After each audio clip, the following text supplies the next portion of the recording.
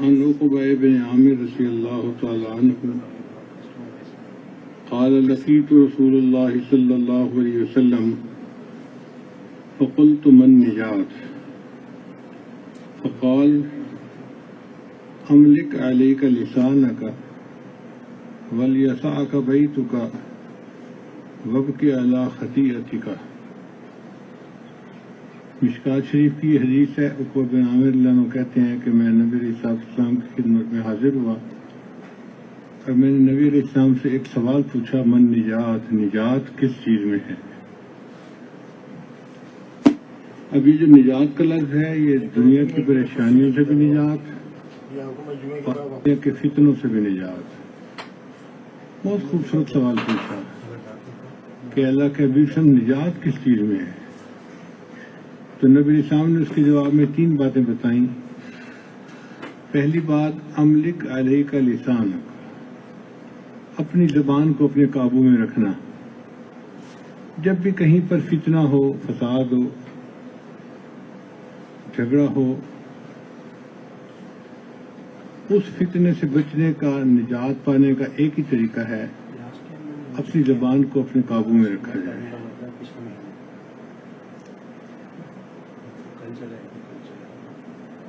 عمران بن حسین جانو کہتے ہیں کہ نبی صاحب نے ارشاد فرمایا، خاموشی اختیار کرنا 60 سال کی عبادت سے بہتر ہے۔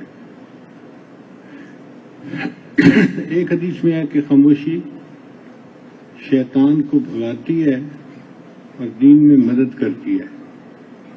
یعنی جو بندہ خاموش رہنے کا عادی ہو، یہ خاموشی اس کے دین میں اس کی معاون ہوتی ہے۔ ایک حدیث مبارکہ میں نبی علیہ السلام نے ارشاد فرمایا، کم گوئی ایمان کی شاخ ہے، کم بولنا۔ اور ایک حدیث پاک میں ہے کہ قیامت کے دن انسان کے نامہ اعمال میں جو اعمال ہوں گے وہ میزان میں تولیں گے، لیکن جو اعمال سب سے بھاری ہوں گے وہ خاموشی اور خوش اخلاقی، یعنی خوش اخلاقی سے پیش آنا، یہ اتنا بھاری عمل ہوگا کہ قیامت کے دن نیکیوں کے پلڑے کو جھکا دے گا، اور خاموش رہنا بھی اس میں سے ایک عمل ہے۔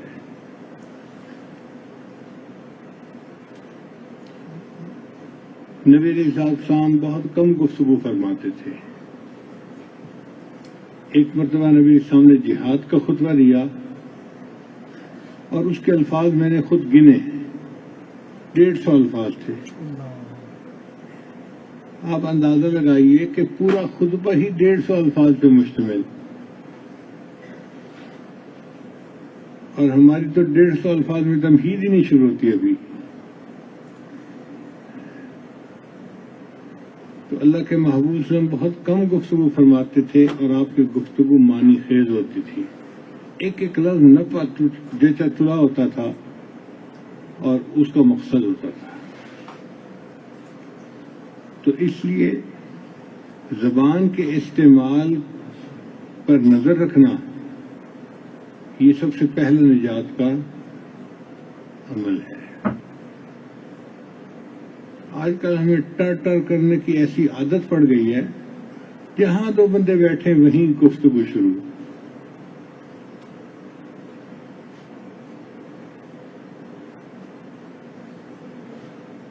اور اسی کی وجہ سے پھر ہمارے دین کا نقصان ہوتا ہے۔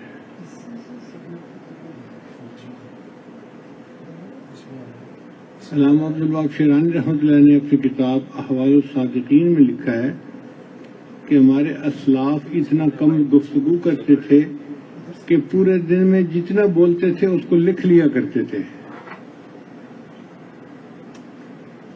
اب ہماری گفتگو کو لکھنا شروع کریں تو مجھے تو لگتا ہے کہ ایک پرنٹر چلتا ہی رہے گا 24 گھنٹے۔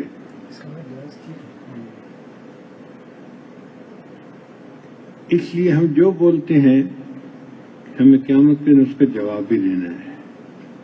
یہ ذہن میں رکھیے گا، آج کسی کو کمینہ کہہ دینا، ذلیل کہہ دینا، فاسق کو منافق کہہ دینا آسان ہے۔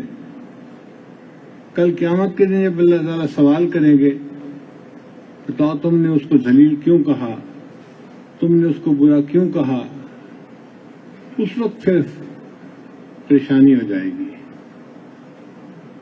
اس لیے حضرت ابوبکر صدیق رضی اللہ عنہ اپنی زبان کو پکڑ کے فرمایا کرتے تھے کہ مجھے تجھ سے بڑا خطرہ ہے، تیری وجہ سے کتنے لوگ جہنم میں پہنچیں گے۔ علماء نے لکھا ہے جرمہ صغیر و جرمہ کبیر، کہ زبان کا سائز تو چھوٹا سا ہے لیکن اس سے ہونے والے گناہ بڑے موٹے موٹے ہوتے ہیں۔ شرک زبان سے ہوتا ہے،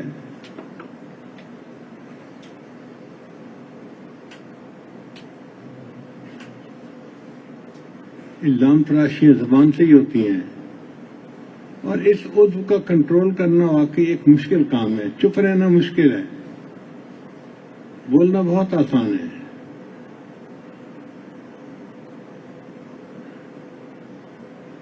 ایک اصول یاد رکھیں کہ جب بھی دو بندوں کے درمیان کوئی مسئلہ بنے، آپ ان کی گفتگو سنیں۔ جس کی آواز اونچی ہوگی وہی جھوٹا ہوگا، اور جتنا زیادہ جھوٹا ہوگا اتنا اونچا بول رہا ہوگا، اتنا شور مچا رہا ہوگا۔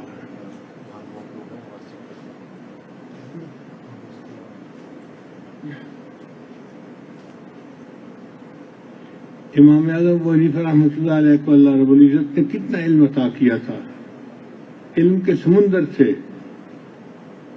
ان کے حالات زندگی میں لکھا ہے کہ وہ خود گفتگو نہیں کرتے تھے، ہمیشہ کوئی سوال پوچھتا تھا تو جواب میں وہ بولتے تھے ورنہ خاموش رہتے تھے۔ اتنا علم ہو اور اس پر اتنی خاموشی ہو، یہ بڑی بات ہے۔ اور جس کے پاس واقعی علم ہوگا، کامل ہوگا، وہ اتنا ہی خاموش ہوگا۔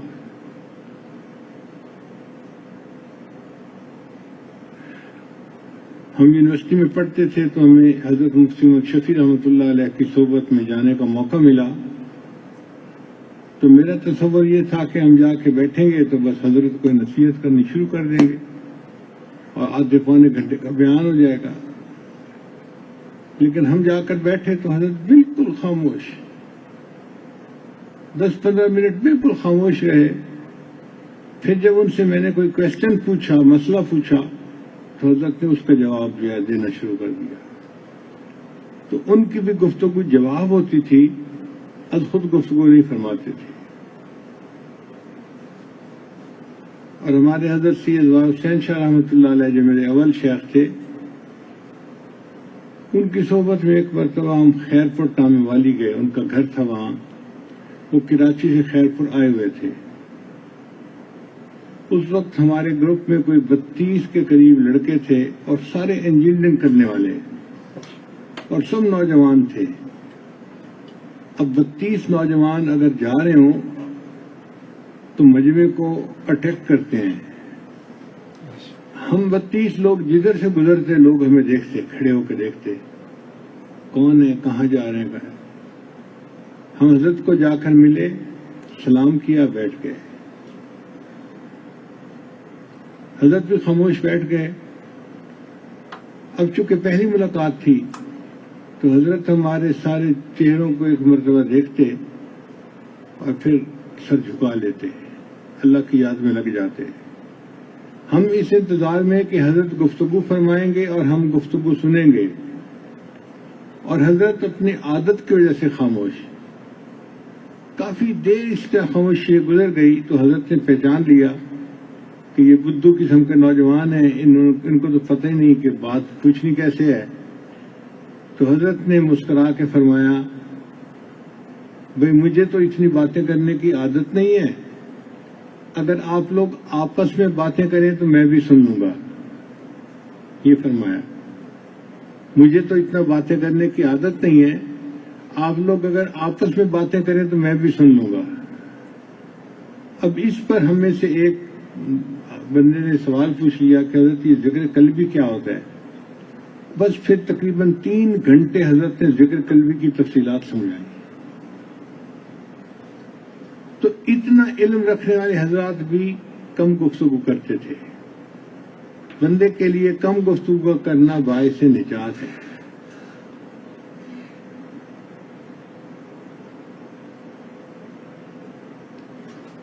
زبان سے انسان کئی الفاظ ایسے نکال دیتا ہے کہ جس کی وجہ سے قیامت کے دن مصیبت میں پڑ جائے گا. الزام تراشیاں، بہتان تراشیاں، یہ ساری زبان سے ہی ہوتی ہیں.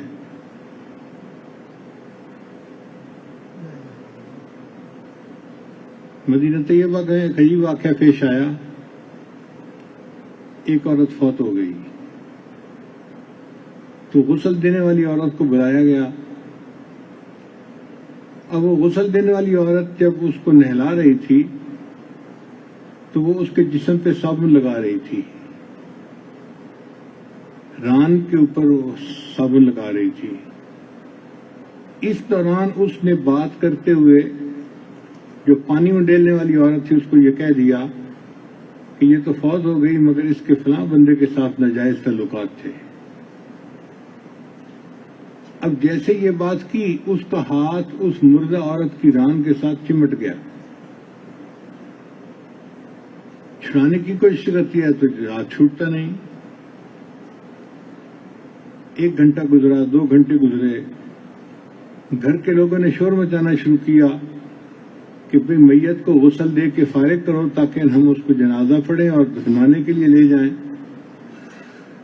تب بات سامنے آئی کہ جس طرح ہاتھ جو ہے وہ مردہ عورت کی ران کے ساتھ چپک گیا ہے اور ہٹتا نہیں. جو نہلانے والی عورت کے رشتے دار تھے وہ کہنے لگے کوئی بات نہیں، مردہ عورت کی ران سے تھوڑا سا گوشت کاٹ لینا چاہیے تو ہاتھ الگ ہو جائے گا. جو میت کے رشتے دار تھے وہ کہنے لگے کیوں، ہم اپنی مردہ عورت کا گوشت نہیں کاٹنے دیں گے، کاٹنے ہیں تو اس کا ہاتھ کاٹو. اب ایک نزاع کی صورت پیدا ہو گئی. یہ بات پورے مدینے میں پھیل گئی. امام مالک رحمۃ اللہ علیہ مدینہ میں رہتے تھے، ان کو کسی نے اس واقعے کے بارے میں بتایا تو امام صاحب نے فرمایا کہ میں اس کا حل بتا سکتا ہوں اگر مجھے وہاں لے جایا جائے. تو لوگ امام مالک رحمۃ اللہ کو وہاں لے کر آئے. غسل دینے والی کا ہاتھ میت کے ران کے ساتھ چپکا ہوا ہے. امام صاحب نے اس غسل دینے والی عورت سے کہا کہ یہ بتاؤ کہ تمہارا ہاتھ چپکا کیسے؟ کہنے لگے مجھے تو نہیں پتا. تو میرا پوچھنے کا مقصد یہ ہے کہ تم بات کر رہی تھی؟ جی میں باتیں کر رہی تھی. تم نے کیا بات کی جس وقت ہاتھ چپکا؟ اس نے کہا جی میں نے یہ کہا تھا کہ اس عورت کے تو فلاں مرد کے ساتھ ناجائز تعلقات تھے. امام صاحب نے فرمایا کہ تمہارے پاس کوئی شرعی گواہی ہے اس کی؟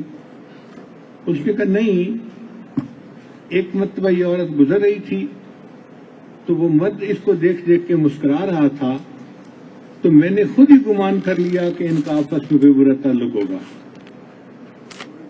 صرف مرد کو مسکراتے دیکھ کر گمان کر لیا کہ عورت کا اس کے ساتھ برا تعلق ہے.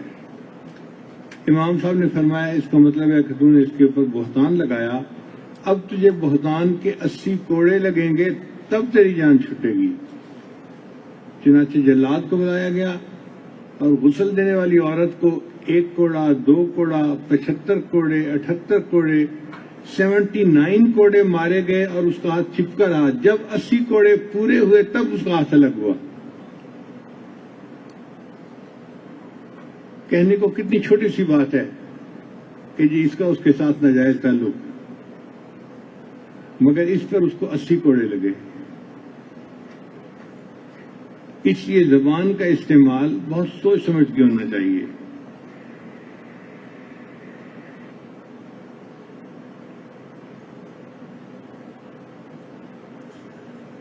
شریعت نے کہا کہ الغیبت اشد من الزنا.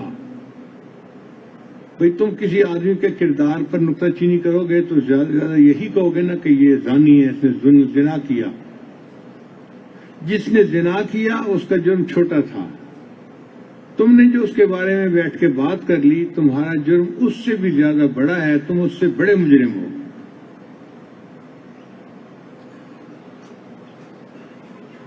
اب ان حالات میں کرنا کیا چاہیے؟ شریعت ہمیں کیا کہتی ہے ذرا وہ بھی سن لیجئے. قرآن مجید سے میں 10 الفاظ آپ کے سامنے بیان کروں گا.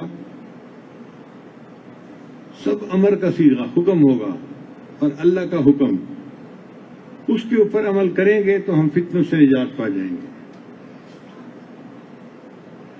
پہلا حکم شریعت کہتی ہے وَلَا يَغْتَبْ بَعْضُكُمْ بَعْضًا، کہ تم میں سے کوئی دوسرے کی غیبت نہ کرے۔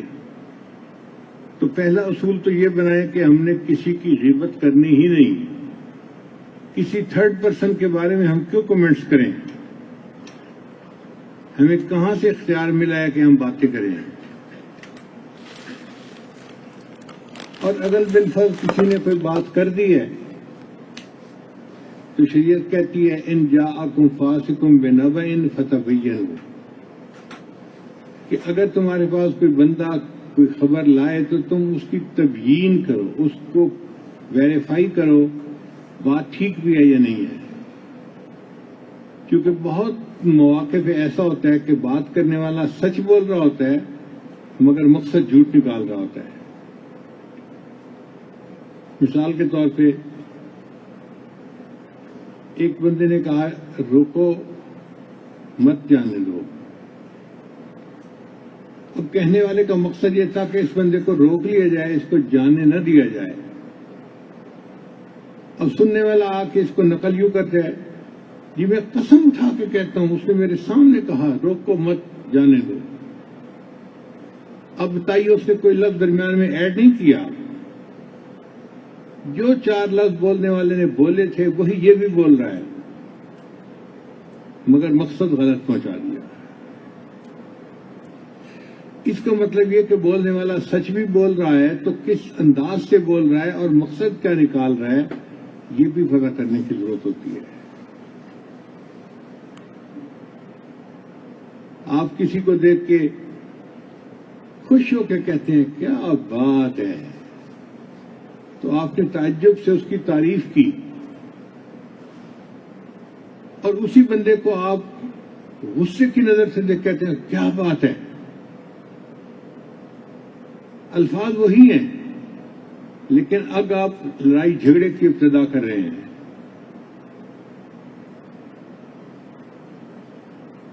اس کا مطلب یہ کہ آپ نے جو نقل کیا وہ بالکل ٹھیک بات تھی مگر صرف انداز کے بدلنے سے مفہوم غلط پہنچ گیا۔ اس لیے اگر کوئی بندہ آ کے کوئی بات نقل کرے تو شریعت کہتی ہے کہ تم وضاحت کرو، اس بندے سے پوچھو بھئی آپ کے بارے میں یہ بات کہی گئی ہے، کیا یہ بات ٹھیک ہے؟ وہ اپنی صفائی پیش کرے گا، اس کو موقع دینا چاہیے۔ کہیں نہیں لکھا ہوا کہ تم ایک بات کو سنو اور بس اس کے اوپر بلیو کر کے اپنی رائے قائم کر لو۔ پکا مجرم ہو اس کو بھی عدالت اختیار دیتی ہے کہ جی آپ اپنی صفائی میں کچھ کہنا چاہتے ہیں تو کہیں۔ لقمان حکیم نے اپنے بیٹے کو کہا کہ بیٹے اگر تمہارے پاس کوئی بندہ آئے اور اس کے ہاتھ پہ اس کا کٹا ہوا کان رکھا ہوا ہو اور آ کے کہے کہ جی اس نے میرا کان کاٹ دیا، اعتماد نہ کرنا جب تک تم اس دوسرے بندے سے بھی نہ پوچھ لو۔ بیٹے نے کہا ابا جان جب کٹا ہوا کان اس کے ہاتھ پہ رکھا ہوا ہے تو پھر مجھے دوسرے سے پوچھنے کی کیا ضرورت ہے؟ فرمایا بیٹے ہو سکتا ہے کہ اس نے اس کے 2 کان کاٹے ہوئے ہوں، تو پتہ دوسرے سے ضرور کرو۔ ادھر سے میسج آ گیا، ادھر سے واٹس ایپ آ گیا، ادھر سے فون آ گیا، بس فون پہ کسی نے کچھ کہہ دیا اس کے اوپر بلیو کر لو۔ یہ تو اپنے دین کو خراب کرنے والی بات ہے، اپنی عاقبت خراب کرنے والی بات ہے۔ موٹی سی بات یہ ہے کہ اگر وہ بات سچ بھی ہے تو تمہاری تو انوالومنٹ اس میں نہیں نا، تم اپنی زندگی گزارو، تم کیچڑ میں کیوں اپنے پاؤں ڈالتے ہو؟ تمہارے پاس زندگی کا وقت زیادہ فارغ ہے ان باتوں کے لیے۔ پھر تیسری بات شیخ نے فرمائی ولا تجسسوا، کہ تمہارے اندر تجسس نہیں ہونا چاہیے۔ تجسس کہتے ہیں کہ تھوڑی سی بات کا پتہ چلے تو مزید تو لگانا، اور کیا ہے مجھ ذرا بتاؤ۔ اس کو فون کر کے پوچھو اور جی اور کیا ہے مجھے بتائیں.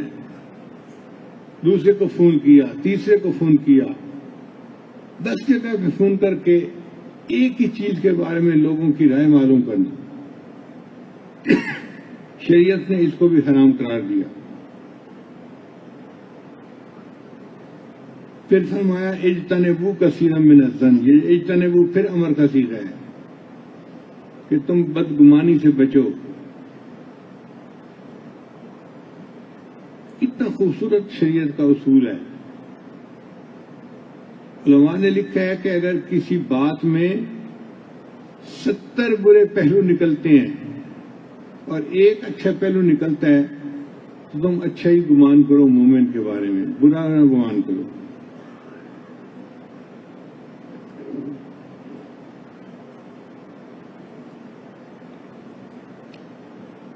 حتیٰ کہ علماء نے لکھا ہے کہ اگر تم کسی مرد اور عورت کو دیکھو جوان العمر ہیں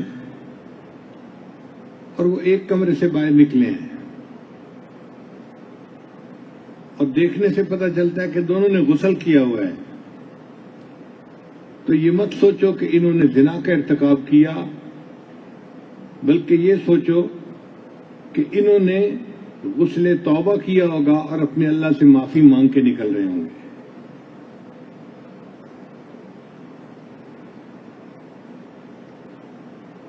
آج کے دور میں پر کا پرندہ بنا لینا یہ بہت آسان سی چیز ہے. پھر فرمایا وَلَا تَنَابَذُوا بِالْأَلْقَابِ. دوسرے کو برے لفظ سے مت پکارو. کسی کے بارے میں برا لفظ بول دینا, کہہ دینا,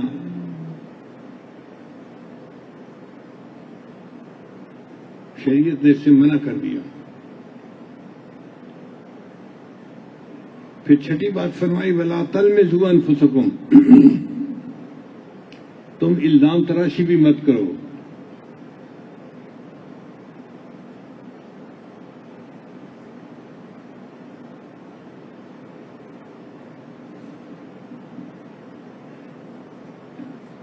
اور اگر تمہیں کسی کی عیب کا پتہ چل جائے, غلطی کا پتہ چل جائے تو اس کو مذاق نہ بناؤ.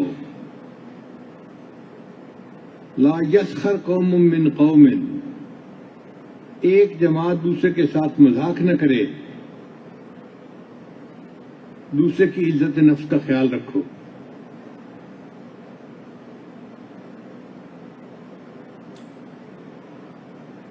اور پھر یہ بھی فرمایا کہ اچھا اگر دو بندوں کے درمیان کسی بات پہ اختلاف ہو گیا ہے فَأَصْلِحُوا بَيْنَ أَخَوَيْكُمْ. تم اپنے بھائیوں کے درمیان صلح کروانے کی کوشش کرو. تو تم درمیان میں ایک طرف ہو کے جھگڑے کو بڑھانے کی بجائے آپس میں فاصلوں کو مٹانے کی کوشش کرو, دلوں کو قریب کرنے کی کوشش کرو, ایک دوسرے کی غلط فہمی دور کرنے کی کوشش کرو. اور یہ کب ممکن ہے؟ جب انسان دوسرے کی غلطی سے چشم پوشی کرے اور اس کو معاف کر دے. فرمایا وَلْيَعْفُوا وَلْيَصْفَحُوا. تم معاف کر دو اور چشم پوشی کرو. تم دوسرے کی غلطی کو معاف کرو گے. أَلَا تُحِبُّونَ أَن يَغْفِرَ اللَّهُ لَكُمْ. کیا تم اس بات کو پسند نہیں کرتے کہ اس کے بدلے اللہ تمہیں معاف کر دے؟ کون بندہ ہے جو یہ کہے کہ جی مجھے مغفرت کی ضرورت نہیں؟ بھئی اگر ضرورت ہے تو ہمیں دوسرے کی غلطی کو بھی معاف کر دینا چاہیے. غلطی کسی بھی بندے سے کسی بھی وقت ہو سکتی ہے. یہ مسئلہ بھی سمجھنے کی ضرورت ہے. جو لوگ نیکی پر زندگی گزارتے ہیں اس میں ان کا اپنا کمال نہیں ہوتا. یہ اللہ کا کمال ہے کہ اللہ نے ان کو گناہ سے بچایا ہوا ہوتا ہے. اگر اللہ تعالیٰ کسی بندے کو مشکل میں ڈالنا چاہے اور وہ تھوڑی دیر کے لیے اپنی حفاظت کا ہٹا لے معاملہ, تو نیک سے نیک آدمی, ولایت کبریٰ کے مقام کا آدمی بھی گناہ میں گرفتار ہو سکتا ہے.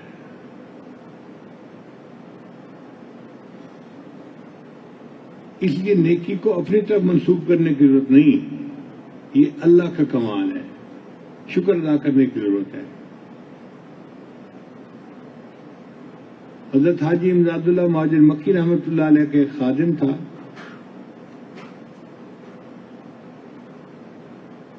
اس کے ساتھ بعض لوگوں کو تھوڑا جیلسی تھی، ہوتا ہے جو زیادہ قرب میں رہ کے کام کرتے ہیں تو بعض لوگ ان کے ساتھ ذرا اسپیشل خوردبین لگا لیتے ہیں، ان پہ زیادہ تنقید کرتے ہیں۔ اب اللہ کی شان دیکھیں کہ وہ جو خادم تھا اس کا کہیں کوئی تعلق بن گیا اور اس نے زنا کا ارتکاب کر لیا۔ اب جب اس بندے کو پتہ چلا کہ خادم صاحب نے ارتکاب کیا زنا کا تو یہ تو بڑا خوش، اب پتہ چلا، اب میں حضرت کو جا کے بتاؤں گا کہ دیکھو جو آپ کی خدمت کرتا ہے نا وہ اندر سے یہ ہے۔ وہ حضرت حاجی صاحب کے پاس آیا اور آ کر کہنے لگا کہ حضرت آپ کو پتہ ہے آپ کا خادم کی اصلیت کیا ہے؟ انہوں نے پوچھا کیا؟ حضرت اس نے تو فلاں عورت سے زنا کا ارتکاب کیا ہے۔ تو حضرت نے اس کی بات ایسے سنی جیسے کوئی سن ہی نہیں رہا ہوتا، بھولا بن گئے۔ اس نے کہا کہ حضرت میں نے آپ کو بتایا ہے نا کہ آپ کے خادم نے زنا کا ارتکاب کیا ہے، پھر بھی چپ رہے۔ جب اس نے 2-3 دفعہ بار بار بات ریپیٹ کی تو حضرت نے فرمایا اچھا مجھے لگتا ہے کہ اللہ تعالیٰ کا جو اسم مضل ہے نا، گمراہ کرنے والا، اس اسم کی کوئی تجلی پڑ گئی ہوگی اور اس سے گناہ ہو گیا ہوگا۔ بات ہی سمیٹ دی۔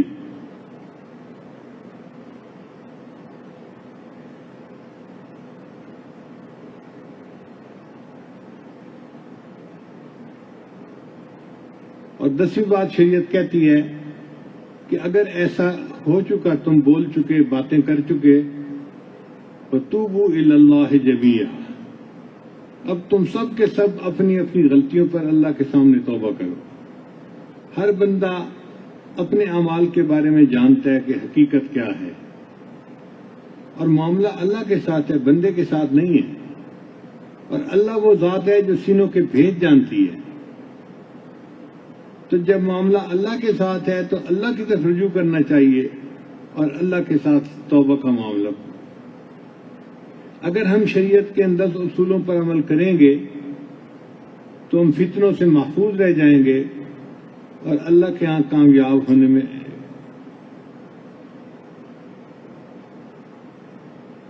آسانی ہو جائے گی۔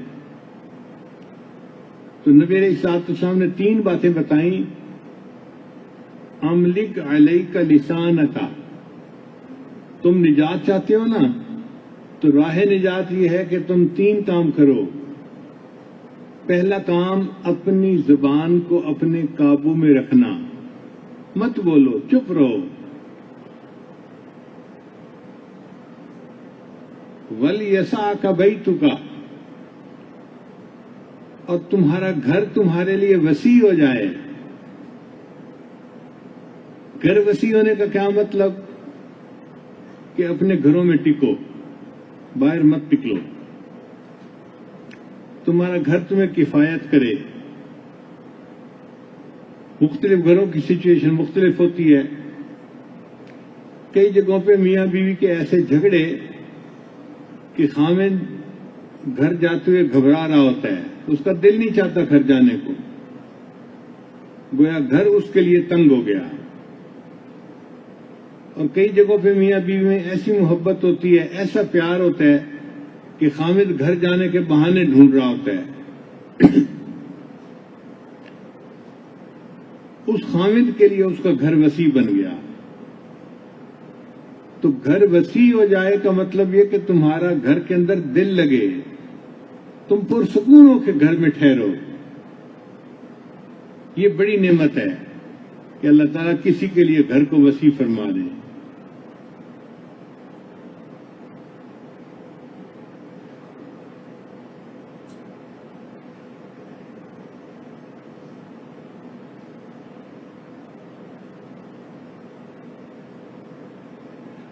فتنوں کے وقت میں جب چیمگوئیاں ہو رہی ہوتی ہیں تو فرمایا کونوا احلاس بیوتکم، تم اپنے گھر کے ٹاٹ بن جاؤ.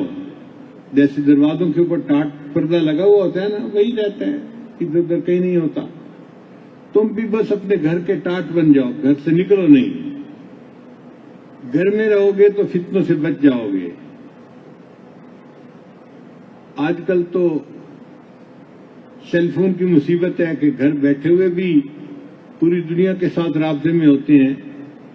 پہلے وقتوں میں گھر سے باہر نکلنا بند کر دیتے تھے تو باہر کی چیمگوئیوں سے بچ جاتے تھے.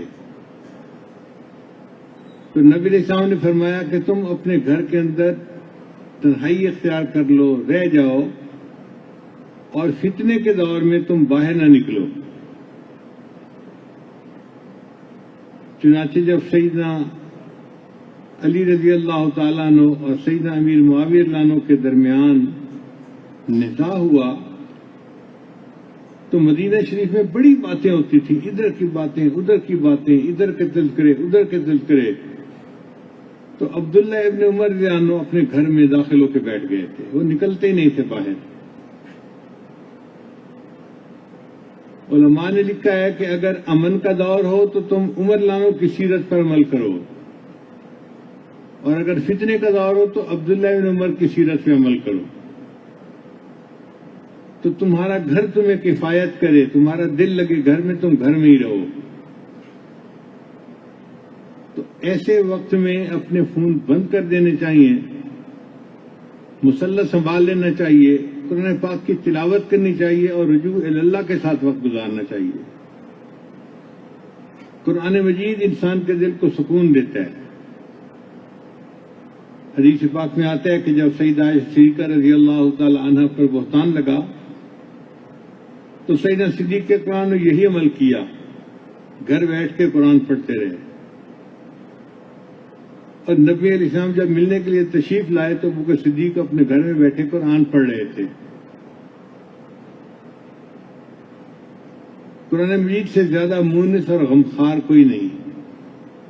دکھی بندے کے لیے، غمزدہ بندے کے لیے قرآن مجید ہی غمخوار ہے.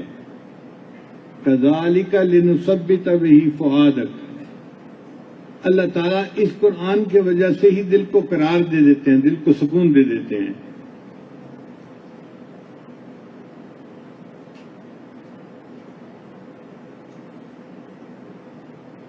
تو پہلی بات فرمائی املک علیک لسانک، تم اپنی زبان کو قابو میں رکھنا. اور دوسری بات فرمائی کہ تم اس وقت اپنے ولیسعک بیتک، تیرا گھر تیرے لیے وسیع ہو جائے. اور واقعی گھر میں جو انسان کو سکون ملتا ہے وہ دنیا میں کہیں نہیں مل سکتا.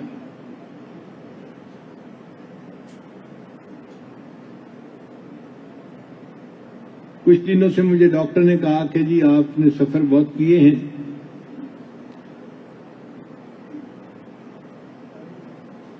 اب آپ ایک جگہ کے اوپر رہیں اور سکون کے ساتھ اپنے کتابوں کا مطالعہ کریں اور اپنے پروگرام بند کر دیں. آپ کی صحت اجازت نہیں دیتی کہ آپ اس وقت سفر کریں.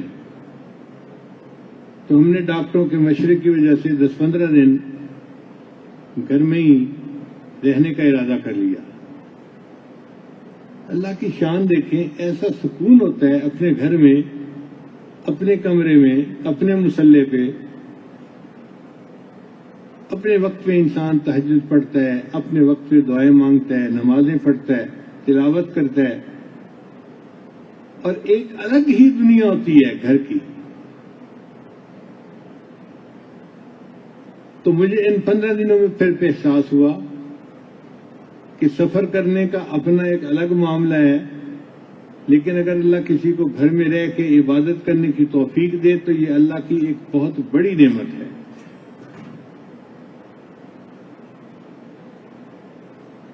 ایک دن میں نے کتاب پڑھی اللہ تعالیٰ کی رحمت کے بارے میں، تو احادیث پڑھی کہ اللہ تعالیٰ اس طرح بخشیں گے، اس طرح بخشیں گے، اس طرح بخشیں گے. طبیعت تو بہت غمزدہ تھی، لیکن ان احادیث کو پڑھ کے دل کے اندر بڑی امید آئی اور اس رات عجیب دل کی کیفیت تھی. ایسے لگتا تھا کہ اللہ تعالیٰ نے واقعی رحمت کی نظر فرما دی اور زندگی کی غلطیوں کو اللہ نے معاف فرما دیا. اب جب طبیعت کے اوپر امید غالب آ گئی تو ویسے ہی خیالات دل میں آتے ہیں.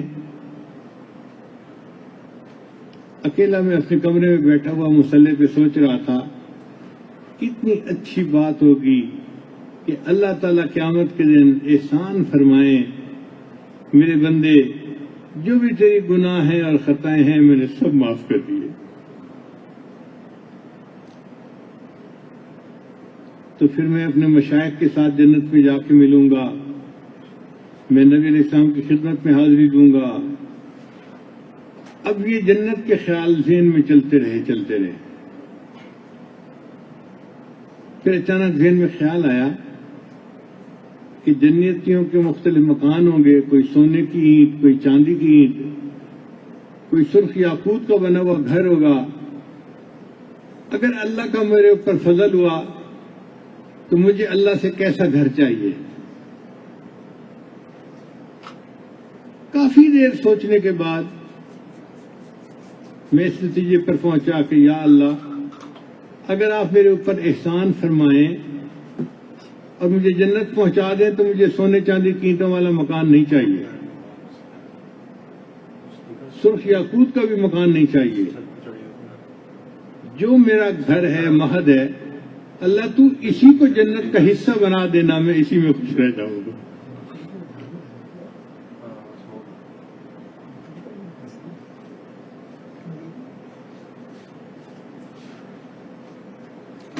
تو اللہ تعالیٰ بعض اوقات دلوں کو ایسا سکون دے دیتے ہیں گھر میں. وَلْيَسَعْكَ بَيْتُكَ, اور تمہارا گھر تمہارے لیے وسیع ہو جائے. اور تیسری بات نبی علیہ السلام نے ارشاد فرمائی وَابْكِ عَلَىٰ خَطِیئَتِکَ,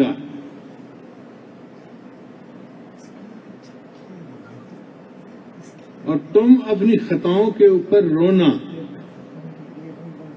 یعنی نجات پانے کے لیے 3 چیزیں نبی علیہ السلام نے بتائیں.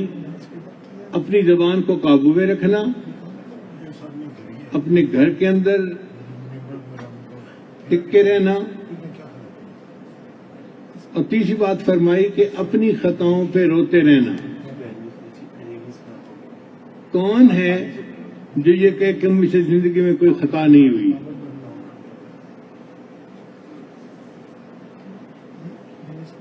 یہ سوچنا ہی سب سے بڑی خطا ہے کہ ہم سے خطا نہیں ہوئی. ٹو ایئر از ہیومن, انسان کی فطرت ہے,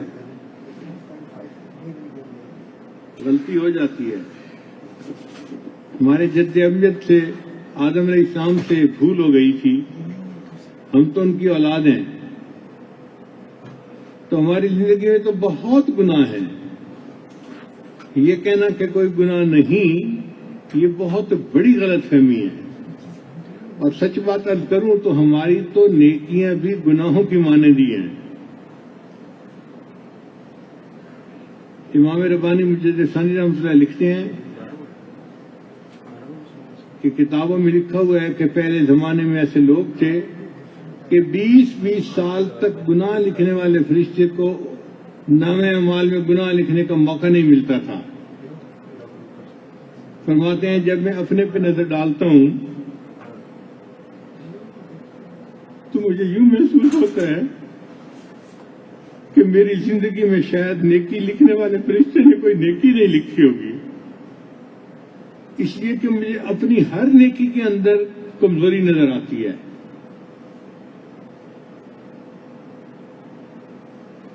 اب ہماری نمازیں کہنے کو نمازیں ہیں, حقیقت میں تو یہ ٹکرے ہیں جو ہم مارتے پھر رہے ہوتے ہیں. دل دماغ کہیں ہوتا ہے اور جسم کچھ حرکتیں کر رہا ہوتا ہے. تو جب ہماری نیکیاں بھی اتنی پور کوالٹی کی ہیں تو پھر گناہوں کی بات تو کچھ اور ہی ہے. اس لیے کبھی بھی انسان اپنے عمل پہ بھروسہ نہ کرے. بلکہ یہی دعا مانگے اللہم مغفرتک اوسع من ذنوبی ورحمتک ارجا عندی من عملی.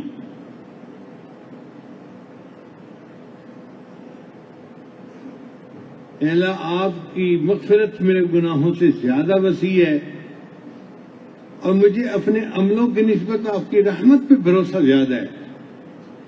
اگر میں جنت میں گیا تو آپ کی رحمت کی وجہ سے جاؤں گا، اپنے عملوں کی وجہ سے نہیں جاؤں گا.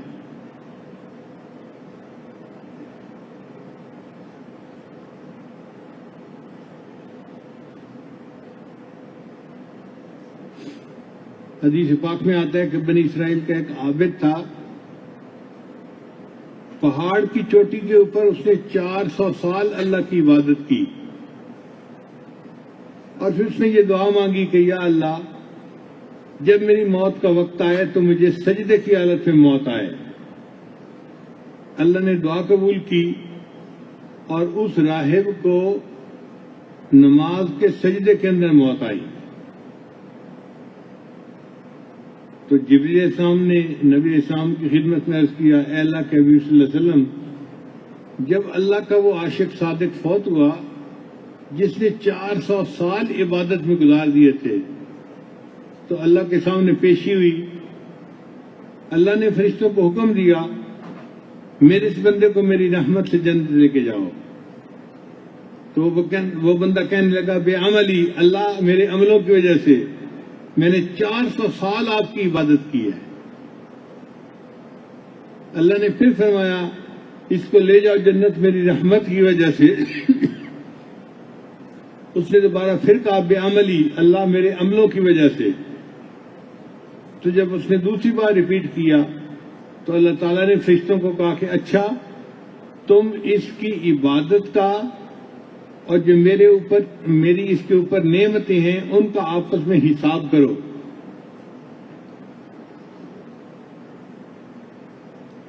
چنانچہ فرشتوں نے حساب کیا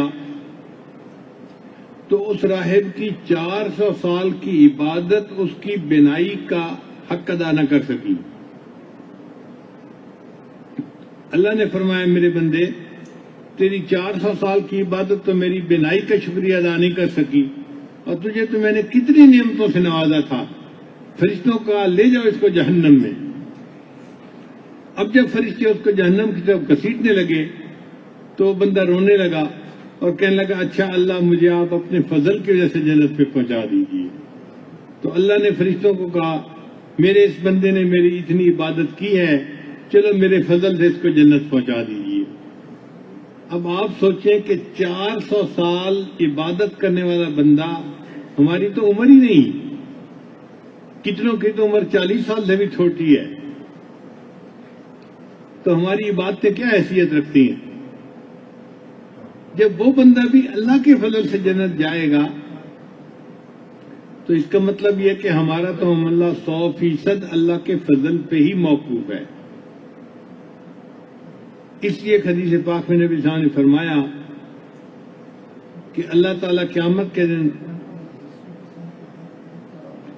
مجھے بھی اپنے فضل سے جنت عطا فرمائیں گے.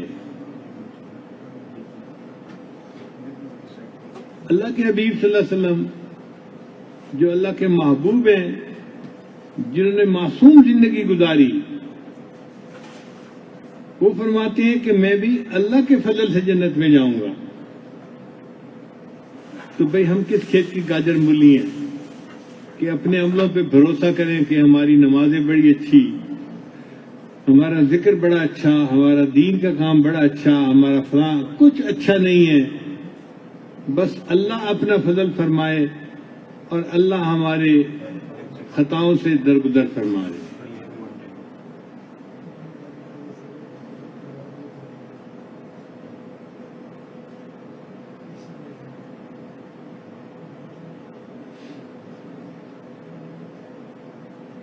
پنجابی زبان کے الفاظ ہیں جیڑا لطف ہے رومن اندر او وچ بیان نہ آوے.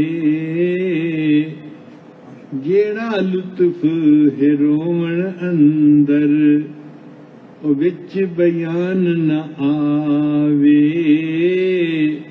رونا دل دی میل اتارے نل رٹھڑے یار مناوے تے یاد خدا وچ روون والا کدی دوزخ وچ نہ جاوے۔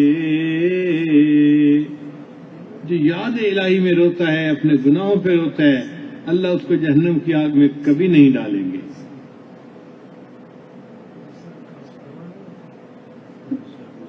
تو نبی علیہ السلام نے 3 باتیں بتائیں: املک علیک لسان کا، اپنی زبان کو قابو میں رکھنا،